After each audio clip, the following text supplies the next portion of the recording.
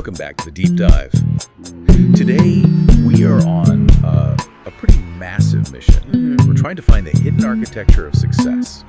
The subtle things that separate real mastery from just being competent. And we have a huge stack of sources here. I mean, we're covering everything from peak athletic performance, detailed biomechanics, all the way to radical food philosophy and the very delicate art of reading people. So the core quest for you, the listener, is to spot this unstoppable move. Exactly. That action, whether it's physical or intellectual, that looks deceptively simple, but only because the mastery behind it is so deep. Right. We're trying to trace this invisible intent across three really high-stakes domains: physical excellence, personal connection, and ethical living. And what's wild is how they all rely on the same core principles. Okay, let's unpack this journey. I think we have to start where any discussion of elite achievement starts. With Kobe. With the mindset of mastery. With Kobe Bryant. His Mamba mentality. It's still such a profound influence on younger athletes. But what are we actually talking about when we break that down?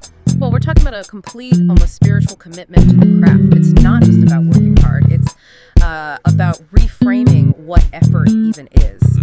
The core pillars, as our sources lay them out, start with passion. And that's what transforms, grueling training from something you have to do into something that's just a non-negotiable necessity. And I guess if passion is the engine, then obsession is the finely tuned steering wheel. Yeah, that's a good way to put it. That extreme attention to the micro steps, the little details everyone else just glazes over.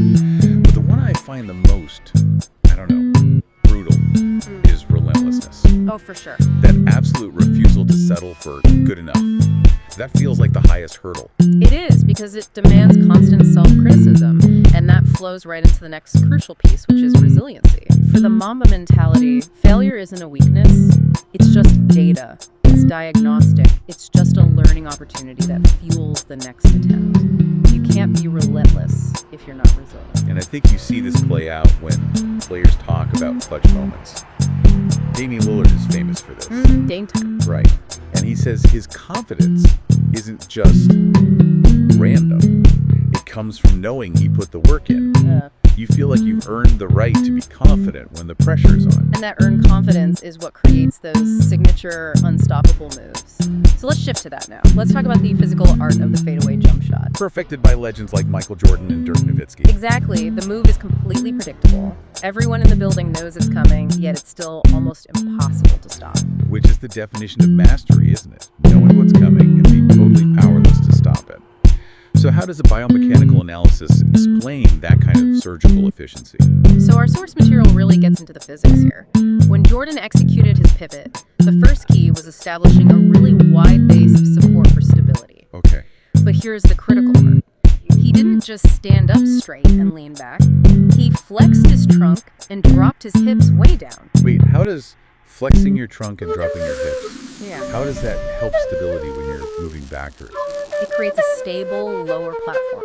By dropping his center of mass before the jump, he's minimizing any rotational force the defender might try to apply. So you're building a foundation that's unmovable before you even leave the ground. You got it. And Jordan also used his foot placement like a surgeon, positioning his outside foot wider than the defender's. To create an angle. To create an angle that basically just denied the defender a path back into the play. That's fascinating. So it's less about jumping higher and more about controlling the geometry of the space around you. Precisely. And because of this technical dominance, Jordan attempted, get this, a league-high 11,115 fadeaways in the 96-97 season alone. It was his go-to unstoppable weapon, and this relentless application of technical perfection. That's where our sources draw parallels to the art of the mentalist. Okay, that connection always feels a bit counterintuitive. I mean, the fadeaway is predictable. A mentalist relies on deception, misdirection. Yeah. How do those two line up? The insight here is actually really profound. The mastery isn't in hiding the action. It's in controlling the rhythm and the space of the interaction so completely that the defender is always reacting to what was, not what is. A mentalist doesn't have to trick you with some huge secret. They just manipulate your focus and your expectation. The fadeaway is so structurally sound that it can withstand the defender's best possible reaction. You see the move, but you can't stop it because your own rhythm has already been broken by the precision of the setup. It's dominance through technical detachment. Exactly. Whether you're on a basketball court or just in a social interaction. mastery is about controlling the other person's perception and rhythm, not just, doing your own thing flawlessly. And that idea of controlling the interaction, that brings us right off the court and into the subtle art of social mastery. Reading those invisible intentions in human connection. Okay, so if the unstoppable physical move requires preparation and control, then the unstoppable social move requires sensitivity and presence. And the foundation for that is always active listening. Always. It's the highest form of validation, really. Making the other person feel completely understood. That's the shortcut to building rapport. But once you're listening, you have to be able to decode the nonverbal stuff. And this is where those mentalist techniques like cold reading come back in. Right, and cold reading isn't some kind of psychic power. It's just calculated, high-probability guessing based on really acute observation. So you're looking at Cass's appearance, mannerisms, vocal tones, and then you draw logical conclusions. For example, you might see subtle calluses on someone's hands, or notice their posture, or a pattern in their speech, and deduce they have a high-stress job, or a specific physical hobby. It's about spotting patterns that the person isn't even aware they're broadcasting. And one of the most reliable cues we all broadcast is a smile.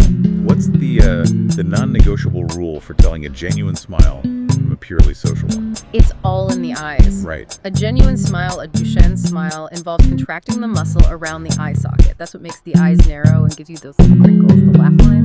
A purely social smile, one that just signals politeness, only uses the mouth muscles. If the eyes aren't involved, the amusement isn't real. You're signaling engagement, but not, true joy.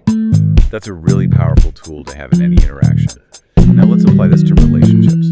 We contrast genuine affection with love bombing. Love bombing is intense, it's too soon, it demands constant reciprocation. What does a genuine, sustainable connection look like? It looks non-telegraphic. This is a concept from Bruce Lee, from martial arts, that just perfectly applies to communication. How so? Well, a punch is most effective when the opponent doesn't see you winding up, right? A joke or a compliment is most effective when it's spontaneous, when it's tailored, and not all flowery or over-prepared. Can you give us a concrete example? Telegraphic versus non-telegraphic. Sure. A telegraphic compliment might be something like, I spent 3 hours thinking about what to say, and I decided that your ability to manage that chaotic situation was absolutely remarkable. Okay, yeah, that feels heavy. It signals high effort, which often signals a high demand for appreciation in return. A non-telegraphic compliment might be maybe 10 minutes later while you're talking about something else, just saying, what really struck me in that meeting was how calm you sounded. It's spontaneous. It doesn't ask for anything back. Exactly, and the ultimate application of this is what the sources call the unnoticed comfort shot. I love that name. It's a beautiful concept. It's a non-telegraphic gesture of care, maybe subtly adjusting the lights because you remember they don't like it too bright, or ordering their favorite coffee before they get there. And you do it while you seem emotionally relaxed. You're not looking for credit. Not at all. You're just demonstrating care through subtle, spontaneous action. It's strength projected through service, not through demand. So if you're trying to build deeper relationships, you need environments that allow for this kind of genuine, non-telegraphic comfort. Our sources suggest moving beyond standard dates. Go do shared creative things. Like rock climbing, or pottery, or even playing a cooperative video game like Overcooked. Yes, those shared challenges create forced vulnerability and problem solving. It accelerates bonding way faster than just sitting and watching a movie. Our sources also suggest using categorized questions, especially deep questions, to unlock conversations about fears and dreams. And my absolute favorite piece of advice in the entire stack. IKEA. Go to IKEA together. It's a playful way to envision a future, It forces those what-if conversations in a really low-stakes environment. If you can survive navigating the marketplace and then assembling a Kallax shelf together, you've probably got what it takes. It really is the ultimate stress test. But now, let's take this concept of invisible intent and zoom way, way out. We're moving from a personal connection to the largest ethical and political context there is, consumption. This is a huge shift. We're going from controlling a shot or a social cue to considering the entire production history of the stuff we buy and eat. When we eat, what unseen history are we actually internalizing? It's a fundamental change in how we see the body and the world. Eating is an act of transformation. You're turning the otherness of your surroundings into yourself. Right. And philosophically, the material in your digestive tract is in this weird borderland. It's inside you, but it's not quite you yet. It's a point of ethical entry. And before industrialization, that ethical path was pretty easy to follow. You knew the farmer, you knew where your food came from. Correct. But now, that traceability is gone. So food ethics can't just be about the good life for the individual anymore. It has to expand to cover our responsibility for the entire production history. Fair labor practices, environmental impact. All of it.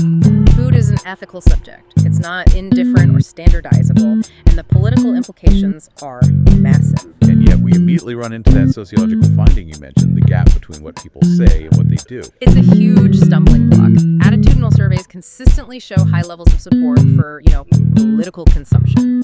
People say they care deeply about buying fair trade or sustainable products. But the actual sales data doesn't back that up. Not even close. It suggests people are often performing political correctness rather than living it. It is the ultimate invisible intent, what we project versus what we actually do. But this link between consumption and deep political philosophy isn't new at all, is it? In the 18th and 19th centuries, vegetarianism and early veganism were tied directly to radical political movements. Absolutely. That's where you find figures like John Oswald. He had this Rousseauist view that civilization had basically replaced humanity's natural sympathy. And he argued that the violent act of meat eating, once it was normalized and industrialized, just became an unfeeling habit. Right, and that it provided the template for human tyranny and oppression.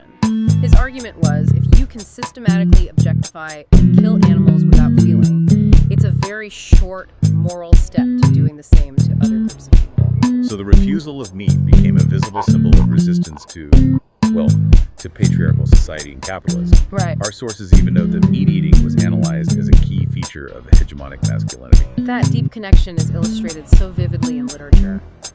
Just think of Mary Shelley's Frankenstein. The creature, after he becomes conscious, specifically adopts a diet of acorns and berries.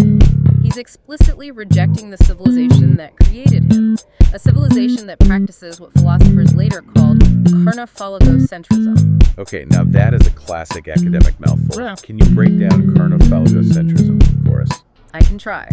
The source uses this term. It combines flesh-eating, male dominance, and the centrality of reason to mean the cultural structure that privileges the male, rational, flesh-eating subject above everything else. So by choosing acorns and berries, Frankenstein's creature isn't just picking a meal. No, it's an existential and political statement. He's rejecting the entire social order that's built on violence, objectification, and masculine dominance. That's a really powerful way to recontextualize a simple choice like what to eat. The abolitionist approach to animal rights took it even further. They argued that ending animals' property status would require a massive reorientation of the entire economy. It would force severe restraints on capital and industry. And historically, the movement got its power not just from philosophy, but by forcing the public to see the invisible cruelty. Exactly. Early anti-vivisection campaigns, for example, used spectacle. They display a stuffed dog on an operating table to get an immediate visceral reaction. They made the cruelty impossible to ignore. And what's amazing to me is how unifying this was. The movement for kinship, as they called it cut across political lines. You had feminists, socialists like Charlotte Despard, and even conservatives all supporting the same cause. It proves that whether you're achieving physical excellence, perfecting a social connection, or seeking ethical coherence, mastery requires an acute, relentless attention to what is typically hidden or ignored. So we've gone from the technical precision of the Mamba fadeaway to the non-telegraphic gesture of care, and now to the ethical coherence of understanding the production history of our food.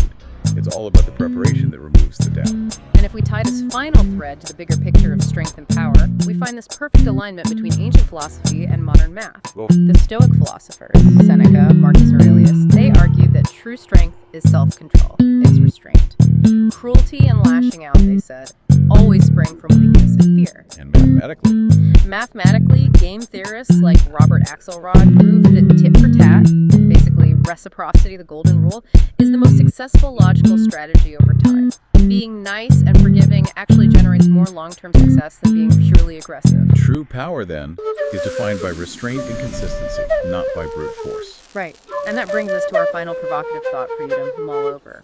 The philosopher Epicurus divided pleasure into two types: static pleasure, which is equilibrium, the absence of pain, contentment, and kinetic pleasure, which is the joy of satisfying a desire which is inherently unstable. So if the deepest forms of human connection and power rely on that static contentment, that steady, non-telegraphic care, what subtle, aggressive, kinetic, pleasure-seeking habits in your daily life might be secretly broadcasting weakness, even when you intend to project strength. Think about that constant desire for immediate, unstable satisfaction and what it's really saying about your underlying state. That's a deep dive for next time.